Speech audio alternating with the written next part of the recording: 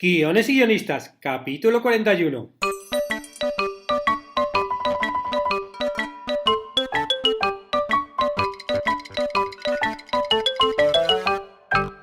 Buenas tardes a todos, bienvenidos a Guiones y guionistas, el podcast con el que todos podemos aprender a hacer guiones. Cada semana salimos al aire con 2 programas en los que vemos un nuevo elemento, técnica o herramienta para que sepáis más del expansivo mundo de los guionistas y el transmediático arte de los guiones. En el podcast anterior os anunciaba los cursos con los que empezaremos en la plataforma de Guiones y guionistas, y muchos me habéis preguntado qué tenéis que hacer para acceder a ellos. Pues bien, para acceder a la plataforma de cursos de guión online hay que estar suscrito. La suscripción cuesta una cuota mensual de $10. Este es un precio de salida. Si en los próximos meses aumenta, solo será para los nuevos suscriptores. Eso quiere decir que si te suscribes ahora, se te mantendrá el precio para siempre, para la eternidad. Tan solo $10 al mes. Y si una vez suscritos os queréis dar de baja, podéis hacerlo en cualquier momento porque no hay ningún tipo de permanencia.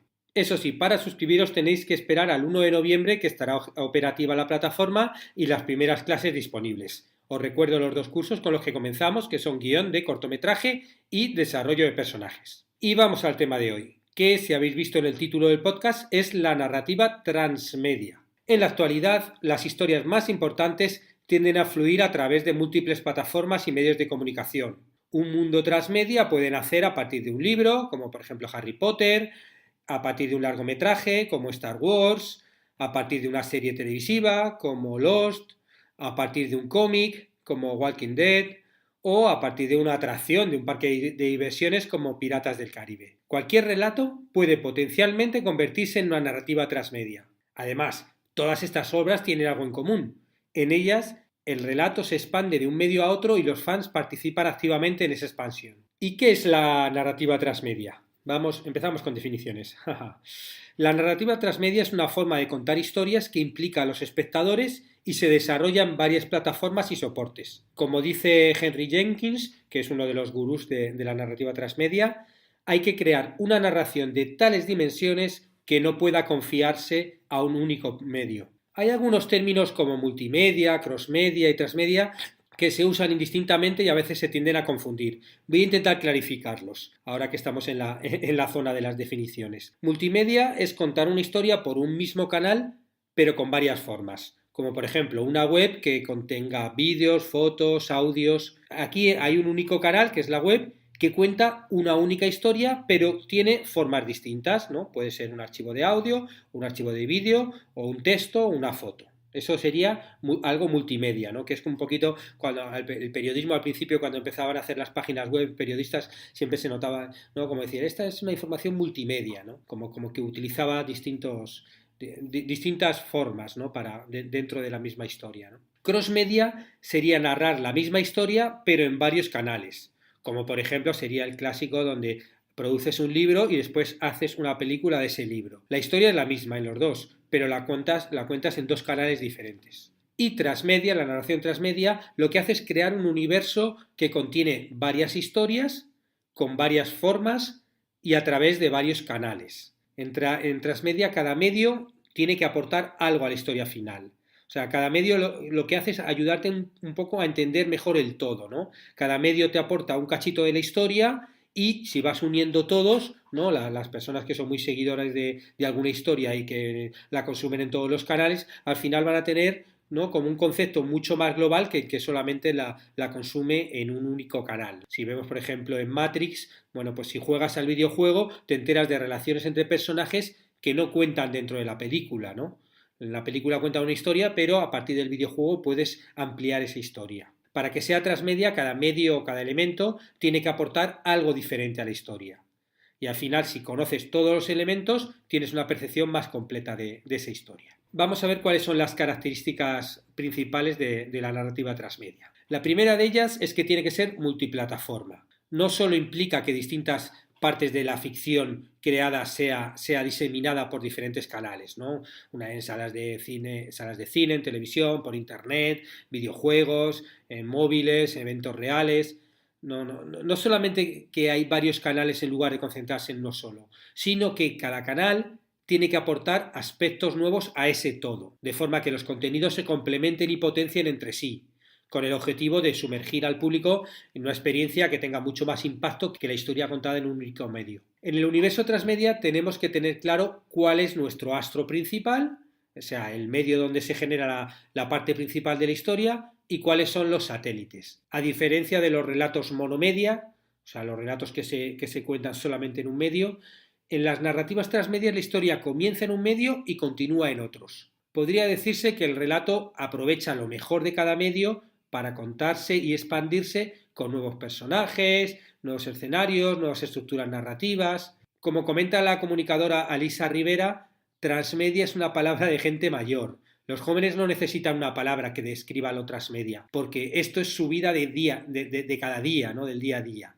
Y así es. Para los nativos digitales, que las historias estén expandidas en varios medios y ellos mismos puedan formar parte de ellas con sus propias creaciones, es algo normal. Esa es la forma actual de contar historias. La segunda característica, además de multiplataforma, es que hay diferentes tipos de público. Con el transmedia cambia la experiencia del usuario. La historia no dura solo el tiempo de la película, de la obra de teatro o del cómic, sino que el espectador se lleva a casa la experiencia y puede compartirla con grupos. No solo por internet, sino también en la vida real. O sea, la audiencia puede co-crear y compartir sus creaciones con otra parte de la audiencia. En transmedia podemos diferenciar tres tipos de usuarios, tres tipos de público. Por un lado están los consumidores, que son los usuarios que solo quieren consumir, pero no ahondar en la historia ni comunicarse con otros espectadores. Serían como la parte más pasiva, más primaria. También están los comunicadores, que son los usuarios que, además de consumir la obra, se quieren comunicar dentro de un entorno social, ya sea Facebook, Twitter, Instagram, y compartir sus opiniones, sus gustos, sus críticas. Y el tercer tipo de público serían los co-creadores. Estos son los usuarios que quieren participar más y co-crear elementos de la historia. También son conocidos como prosumidores, que es una palabra que es unión de dos, ¿no? de productores y de consumidores. Prosumidores. Y colaboran con la construcción del mundo narrativo. Si bien existe un relato oficial gestionado por el emisor, a este relato, creado desde arriba hacia abajo, se deben sumar las historias creadas por los consumidores, convertidos también ahora en productores, ¿no? en prosumidores. Este material generado por los usuarios surge desde abajo y se integra a la narración oficial, contribuyendo aún más a la expansión del mundo narrativo transmedia. Los mundos narrativos transmedia se sabe dónde empiezan, pero nunca dónde acaban, ¿no? Porque, bueno, el creador ofrece su parte de este mundo transmedia, pero luego como hay otra parte que la complementan los propios creadores, bueno, eso nunca sabes hasta dónde va a llegar. O sea, va a llegar un momento donde el creador va a perder todo el control. Y la tercera parte sería la historia.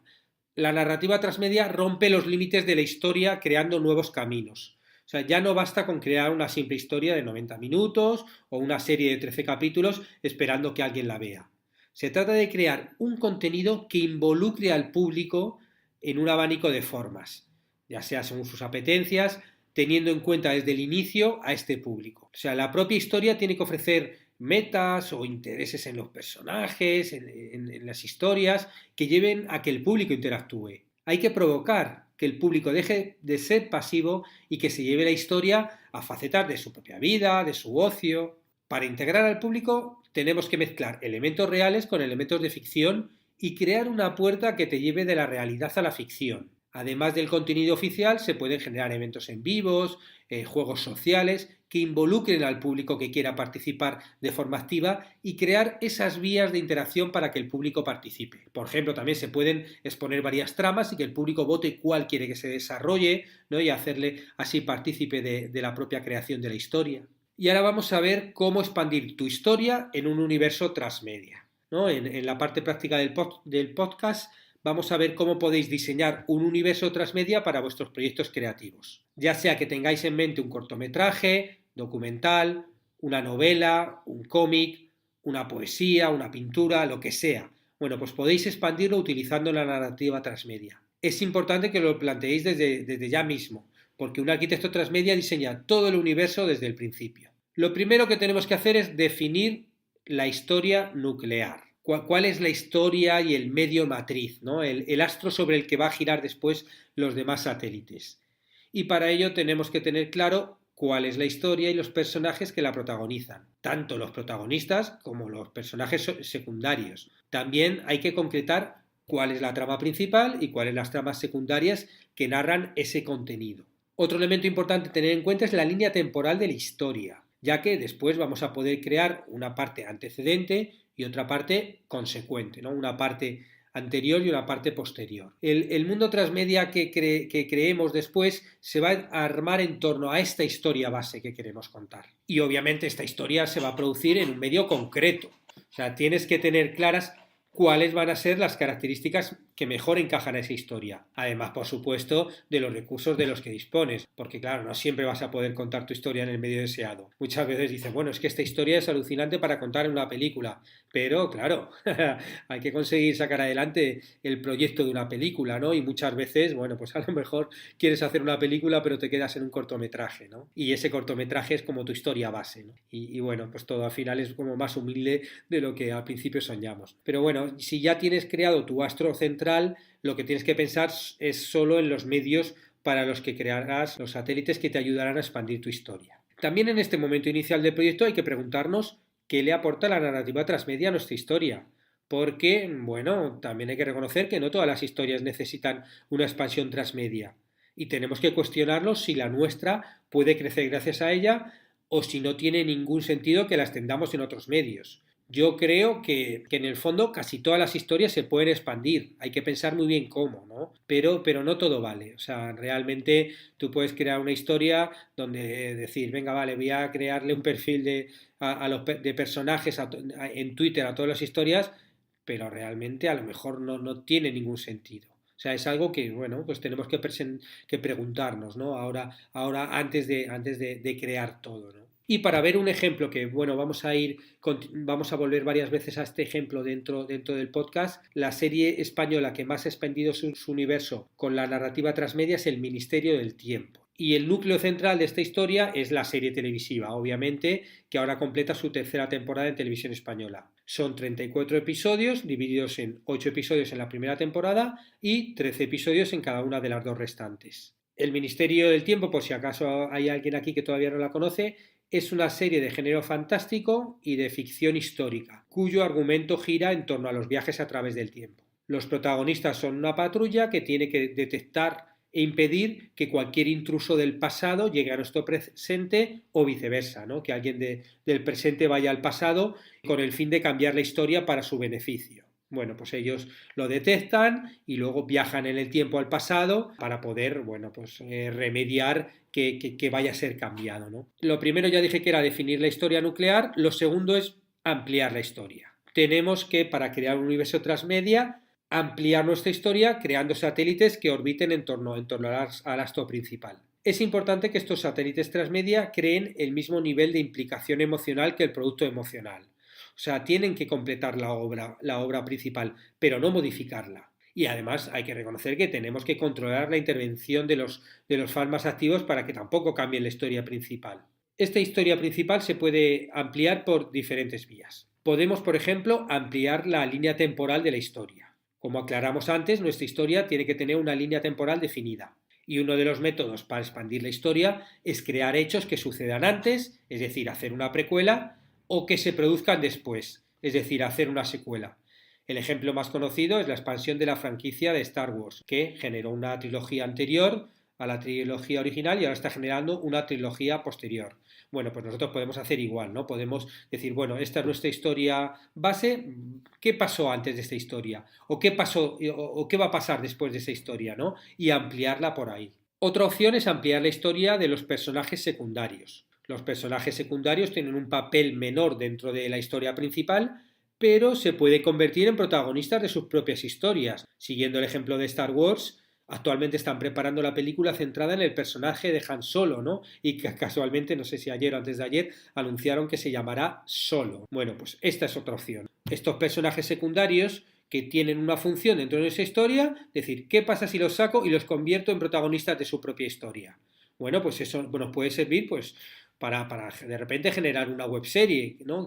Donde ellos sean los protagonistas, o generar un podcast, ¿no? Donde el podcast, ese personaje que era secundario, bueno, pues tiene un podcast donde va ampliando y contando sus cosas, ¿no? Otra forma de ampliar la historia sería ampliar algún evento de esta historia central. Dentro de la historia central, cada hecho tiene una función narrativa, ¿no? Que es contar esa historia en concreto. Otro de los métodos para ampliar nuestra historia es extraer alguno de esos eventos y desarrollarlo. Por ejemplo, en la introducción del texto que va ascendiendo en la primera película Star Wars del año 1977, si la recordáis, se podía leer: en un periodo de guerra civil, las naves rebeldes, atacando desde una base oculta, han obtenido su primera victoria contra el malvado Imperio Galáctico. Durante la batalla, los espías rebeldes lograron robarse los planos secretos del arma del Imperio, la Estrella de la Muerte. Bueno, pues este hecho, 40 años después, hizo que se desarrollaran esas frases, ¿no? Se desarrollase ese hecho, ¿no? Que el robo de estos planos de la Estrella de la Muerte que aparecían en la película original, y se generó una nueva película en la franquicia, Rogue One, a Star Wars History, ¿no? De repente ese hecho, ese evento que es algo no anecdótico, pero bueno, es algo que no se desarrolla en la parte original, bueno, pues nos genera otra película, pero nos podría generar pues también un cómic u otro tipo de medio. Lo importante es en esta fase que pensemos es cómo podemos ampliar nuestra historia base. El tercer elemento sería ampliar los medios y canales. Recuerdo los pasos. El primero es definir la historia nuclear, el segundo ampliar la historia y el tercero es ampliar los medios y canales. Una vez definida la historia central junto con el medio en que se narra y cómo podemos ampliar esa historia, tenemos que estudiar en qué canales vamos a ampliarla. Para ello hay que pensar qué objetivo pretendemos con esta expansión, porque según nuestras intenciones tendremos que elegir un medio u otro. Por un lado, existen medios que amplían la historia, como hemos visto. Medios que nos ayudan a ampliar esta historia cada uno desde sus propias características. Están las webseries, los blogs, los videoblogs, podcasts. O sea, unos canales te ofrecen la cercanía del audio, como el podcast, otro la difusión de YouTube, ¿no? Como una webserie o, por ejemplo, un videoblog. Pero lo importante es que cada uno aporta algo distinto a la historia y llega a un público diferente. Si volvemos al ejemplo del Ministerio del Tiempo, vemos dos interesantes propuestas para ampliar su universo. Por un lado, Tiempo de Valientes, que es como se llamó, que era el diario hablado de Julián Martínez en Cuba, ¿no? Julián Martínez, uno de los personajes protagonistas de las dos primeras temporadas. A través de 6 podcasts, Julián Martínez cuenta su experiencia en Cuba y camino de Filipinas, algo que no se veía en la serie, de lo que el personaje de Rodolfo Sánchez desaparecía entre el capítulo 1 y el 7 de la segunda temporada. Y esto además surgió a partir de una necesidad. El actor, como se renovó tarde la temporada, el actor ya estaba comprometido, el actor principal, con lo cual durante 7 episodios de esa temporada no estaba. Y entonces, ¿cómo se les ocurrió mantener a ese personaje dentro de la historia? Bueno, pues el actor grabó 7 podcasts, que eran 7 podcasts donde el personaje contaba qué es lo que estaba haciendo, tanto en Cuba como en Filipinas. Claro, esto el consumidor normal de la serie no llegaba a saberlo, simplemente veía sus episodios cuando los daban en televisión y ya está. Y por otro lado está Tiempo de Confesiones, el videoblog de Angustias, la secretaria del ministerio, en el que narra sus experiencias delante de una cámara que se encuentra en uno de los capítulos. Bueno, pues ella se encuentra en la cámara y empieza a partir de ahí a grabar un videoblog donde cuenta un poco sus experiencias. Claro, es un ejemplo de cómo un personaje que es secundario en uno de los medios, ¿no? En lo que es la serie, de repente pasa a ser protagonista de lo que pasa en otro medio, ¿no? Que es el videoblog, donde ella es la protagonista, ¿no? Hemos visto cómo los medios tienen que ampliar la historia, también existen medios que amplían la interacción, ¿no? Existen otros canales que ofrecen la posibilidad de que los usuarios interactúen entre ellos o con los propios personajes de la historia, ¿no? Las redes sociales, por ejemplo, se pueden utilizar no solo para la difusión de contenidos, sino para la interacción con los usuarios. Y al crear perfiles de los personajes en Twitter o Facebook, les permitimos a los consumidores que salten de la realidad a la ficción y se comuniquen directamente con ellos. En el Ministerio del Tiempo, todos los personajes principales tienen su propia cuenta en Twitter y conversan directamente con los seguidores antes y después de los capítulos, ¿no? Generando una experiencia más completa a los espectadores más inquietos, ¿no? Que no se conforman solamente con la serie y quieren más, ¿no? Ya veíamos antes que un cierto tipo de consumidores son comunicadores, ¿no? Que quieren comunicarse, ¿no? Pero se puede ir incluso más allá en lo que se refiere a interacción, como demostró también el Ministerio del Tiempo al crear la primera experiencia de realidad virtual de una serie en el mundo. El tiempo en tus manos se llamaba, ¿no? Y duraba 10 minutos y cuenta con la participación de varios de los personajes principales de la ficción e incluye un examen basado en los contenidos culturales de la serie. Esto es una aplicación que te bajas directamente para el teléfono móvil o celular y que, bueno, tú te la colocas con o te la pones en unas gafas de realidad virtual de las que te venden más profesionales, de las cuales pones en el teléfono, o bueno, existen también modelos, ¿no? Como la Google Cards, creo que se llama, que bueno, incluso hay una plantilla que tú te puedes bajar y con cartón construir tus propias gafas, ¿no? En las cuales introduces el teléfono y bueno, a partir de ahí pues vives la experiencia, ¿no? Claro, la historia esta es que tú eres como un aspirante para entrar al ministerio y bueno, para ser un trabajador del ministerio, ¿no? Del tiempo. Y bueno, tú entras, ¿no? Por los pasadizos, te acoge el personaje de Jaime Blanch y dentro, bueno, te hacen como una especie como de examen para ser un trabajador del ministerio. Es cuanto menos curioso, o sea, no es una experiencia bestial, la verdad, pero es curioso porque, bueno, tú la verdad es que estás como sintiéndote pasar por el ministerio, ¿no? Y lo típico de la realidad virtual, que cuando mueves la cabeza de un lado para otro, pues cómo te sientes en la experiencia. Luego, bueno, la verdad es que es curioso y el que no lo ha hecho, si queréis probar, me imagino que todavía estará disponible la aplicación. Se llama El tiempo en tus manos. Otro tipo de medios son los que amplían la difusión y comunicación. Los comunicadores, la comunicación con los seguidores del producto transmedia también puede amplificarse gracias a algunos canales específicos. El uso de foros, de intranets, los grupos de Facebook o grupos de WhatsApp hacen los fans puedan recibir informaciones exclusivas y puedan comunicarse entre ellos intercambiando noticias o novedades. El Ministerio del Tiempo también tiene un foro de debate histórico donde los seguidores pueden poner en común curiosidades sobre la serie y sobre los hechos históricos de cada capítulo. La serie también ha dado un paso adelante más, creando un grupo de WhatsApp exclusivo para becarios del Ministerio. Un grupo de entre 10 y 20 seguidores que participa en un grupo de WhatsApp, ¿no? Es un grupo súper exclusivo y que además cada semana va cambiando, ¿no? Y desde el teléfono de la web oficial, ¿no? Del ministerio reciben contenido exclusivo o en primicia de la serie y conocen desde dentro lo que es trabajar en la serie, ¿no? Es algo como muy curioso y como súper exclusivo, ¿no? Para algunos de los miembros.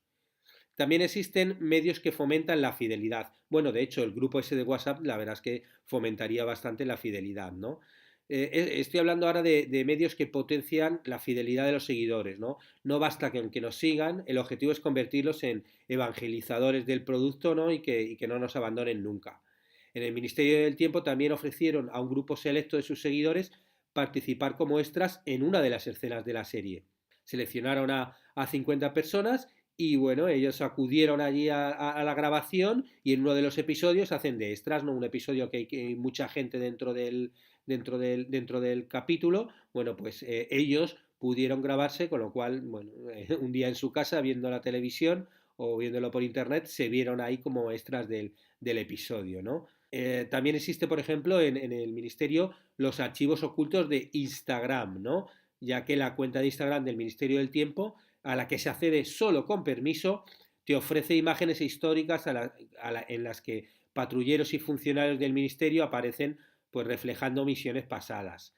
El tema es continuamente pensar qué podemos darle más a estos seguidores más fieles para fidelizarlos, ¿no? Cosas exclusivas, también la intranet había que entrar solamente con un código que te daban en Twitter, o sea, cómo vas creando relaciones solamente para los seguidores más fieles y que te fomenten un poco eso, ¿no? Que continúen contigo.